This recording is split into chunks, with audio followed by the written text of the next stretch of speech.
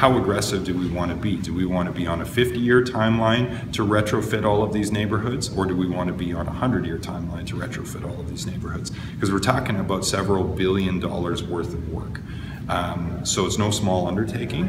There are limitations to just the capacity to do it any much faster than that. But if we hear from people that they really want us to accelerate the work, then then we'll do the best that we can. If we see people say, well, I got a 1% chance in any given year, so don't overdo it, don't raise my utility rates too much, chip away at this in an orderly and reasonable fashion. That's the feedback we'll be looking for. But really, we're not ready to bring those scenarios to people until next year.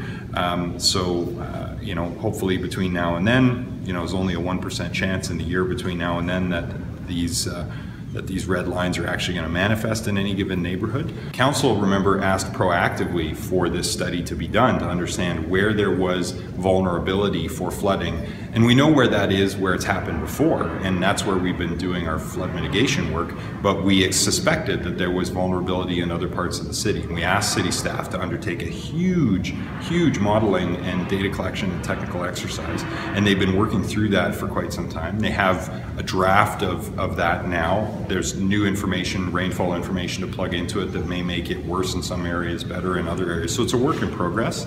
But I think the intent of council was to bring that back along with a strategy for what we're going to do over time to mitigate it.